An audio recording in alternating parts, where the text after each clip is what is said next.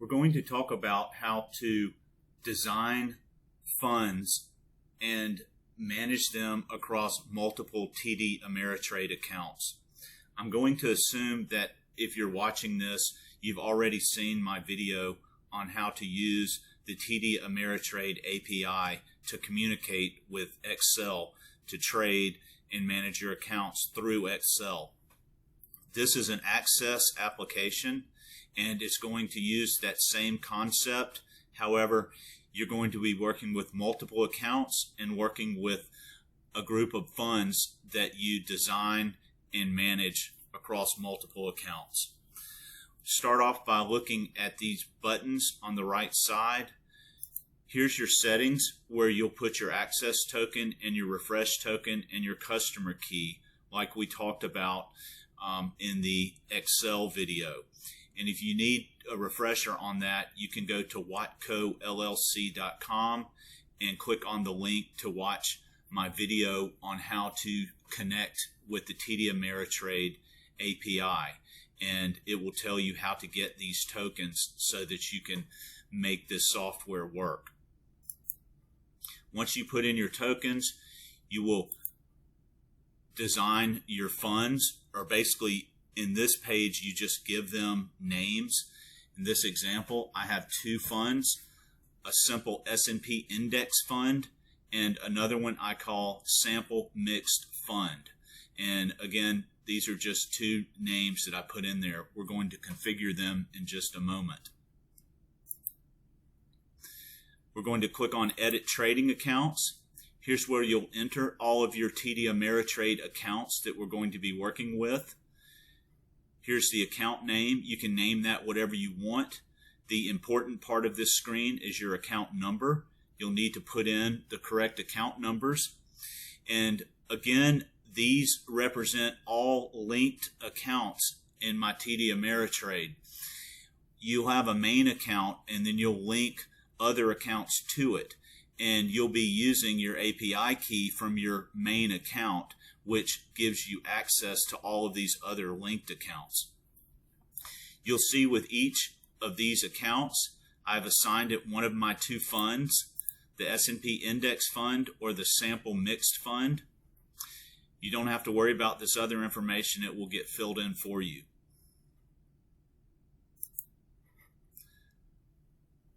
Finally, the last tab is Edit Fund Categories. We'll start with the simple one, S&P Index Fund. I only defined one category called Index Funds, and I'm going to allocate 100% of my investment to those index funds. And this will make more sense in a moment. Let's look at Sample Mixed Fund. You'll see I have several categories in here. I call them tech stocks, mid cap, small cap, general stocks, and so on. This top category, S&P index funds, what I'm saying is if I have $10,000, I want 30% of that money to go into this category, 24% into large cap, and so on and so forth. This will make more sense in a moment, but this is where you allocate certain percentages to certain categories within that fund. Here's where you'll spend most of your time: manage security funds and manage and trade accounts. Let's look at managed security funds. Let's look at my simple S&P index fund. You'll see I only have two ETFs in here, SPY and VOO. That means whenever I invest in this fund, it's going to buy 50% VOO, 50% SPY based for whatever dollar amount I want to invest. Okay, let's look at a more complicated one. My sample mixed fund. You can see I have several stocks and ETFs in here. For instance, Fortinet here, category tech stocks. Intuit, category tech stocks. So basically, whenever I invest money, I know that my tech stocks are, I believe it's, I can't remember. Let's go back and look what tech stocks are. My tech stocks are represent 4% of my portfolio. So let's go back here. So whenever I put money into this fund, it's going to take 4% of that money and distribute it between all of my tech stocks. I have 1, 2, 3. Looks like I have 3 tech stocks. It's going to split it between those 3. I can click Update Prices and get the latest prices here. I can unclick this buy, or I can delete this investment out of the portfolio and it will redistribute that money across the remaining stocks or ETFs in that category.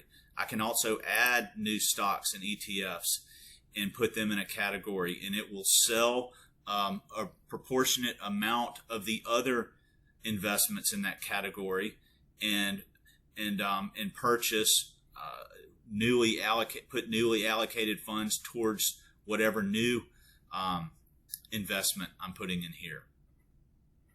So we'll show you an example. Manage and trade accounts is where you're going to spend most of your time. We'll start with a simple one. AAK trading. I know that this is that they use that my S&P fund, and if we went back into manage accounts, we would see that S&P fund is assigned to this account. Here's the SPY and the VOO right now. If we look up here, this person has is $29,000 into this portfolio. They have roughly $9,000 worth of cash free right now. This number over this number is going to be their investment.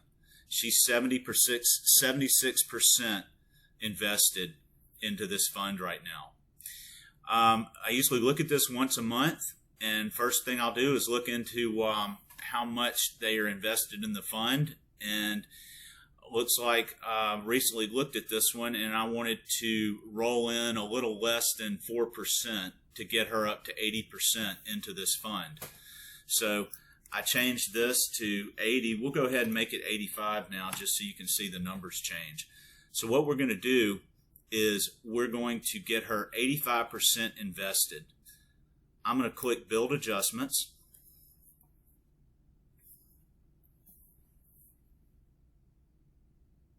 Takes just a minute.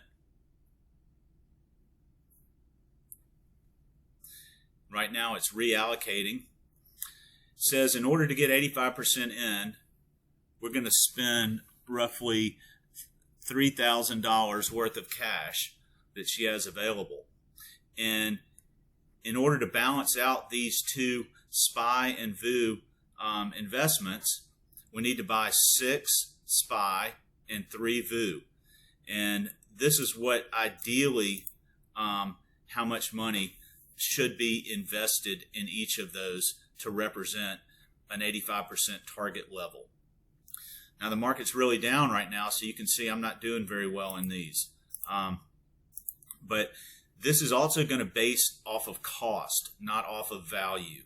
So it's going to always look at the cost that you have in there and redistribute based on that cost. So this is a pretty simple one. If I clicked Make Adjustments, it would place market orders for 6 SPY and 3 VOO. So let's look at one that's a little more complicated. Let's look at this one. All right. So right here we can see this person has 290,000 roughly invested right now, and no, I'm sorry, it's 230,000, and investment limit of 257,000. This investment limit can be less than the value of your cash. So sometimes I have accounts where I don't want to spend all the money in there, so I'll set this investment limit less. But let's say I set it to higher, 400,000. and I click Get Positions, which basically refreshes all of this. It's going to say your investment limit is being decreased due to unavailable cash. It's going to reset that to basically what the value of my account is plus the cash. So I'm 89% in right now. Let's say I want to be, we'll say 96% in the market. Click Get Positions, which will refresh all of this. In order to get 96% in, I'm going to need to spend $16,000 of my $27,000 available cash. So if I click Build Adjustments, you're going to see it allocate across all of these investments, and it's a allocates it proportionately based on the categories. So you can see here what all I'm going to buy. And if I click Make Adjustments, it would buy all of these. Now, sometimes it will also, for instance, if I added a stock or an ETF, it might want to sell a couple of the other ones in that category so that it could redistribute those funds across my new one. You can also click Preview Pending Trades, and you get a report that you can print that just shows you what you're about to trade. For instance, this AutoZone right here, this is a really expensive stock. It's over $1,000 a share. It's almost $2,300 a share. Apparently, it didn't want to buy any of that because that would use up most of the money, and it didn't have enough in that category to buy that one. But you can make changes to this if you want. Say you look at that and you're like, you know what? I want some more AutoZone. So you can go over here and let's find AutoZone in here. There it is. I can go ahead and change that to 1. And I can, when I click my Make Adjustments, it will buy one of AutoZone. Okay, that's about all I have. You can also look at this positions, and it will show you all of the positions in that particular account, which includes your cash and your money market. Here's your cash and your money market. This program automatically sort of recategorizes those so they don't get in the way, but it does account for those when it calculates your cash up here. Well, thank you for watching, and good luck with your trading.